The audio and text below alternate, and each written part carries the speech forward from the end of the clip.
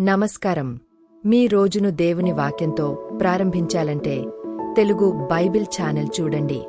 ఇక్కడ ప్రతిరోజు బైబిల్ వాక్యం యథాతథంగా చదివి వినిపించబడుతుంది. దేవుని వాక్యాన్ని నిత్య జీవితంలో భాగం చేసుకోవాలంటే సబ్స్క్రైబ్ చేయండి.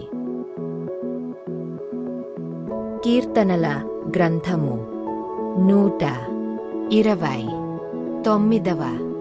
అధ్యాయం. ఇశ్రాయేలు ఇట్లనును, నా యౌవనకాలము మొదలుకొని పగవారు నాకు అధిక బాధలు కలుగజేయుచు వచ్చిరి. నా యౌవనకాలము మొదలుకొని నాకు అధిక బాధలు కలుగజేయుచు వచ్చిరి.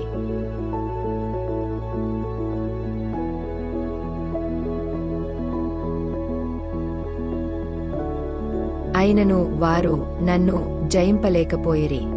దున్నువారు నా వీపు మీద దున్నిరి. వారు చాళ్లను పొడుగుగా చేసిరి. యెహోవా న్యాయవంతుడు, భక్తిహీనులు కట్టిన త్రాళ్ళు ఆయన తెంపియున్నాడు. సీయోను పగవారందరూ సిగ్గుపడి వెనుకకు త్రిప్పబడుదురుగాక. వారు ఇంటిమీద పెరుగు గడ్డివలె నుందురుగాక.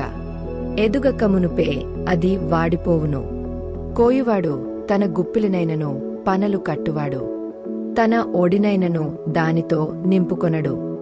దారిన పోవువారు, యెహోవా ఆశీర్వాదము నీమీద నుండునుగాక, యెహోవా నామమున మేము మిమ్ము దీవించుచున్నాము అని అనకయుందురు.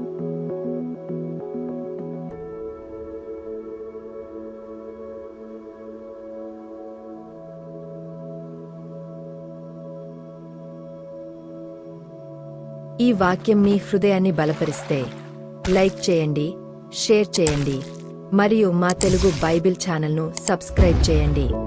యూట్యూబ్ మీరు తదుపరి వీడియోను ఇష్టపడతారని భావిస్తుంది. దయచేసి చూడండి మరియు మీ ప్రార్థన అభ్యర్థనను మాతో పంచుకోండి.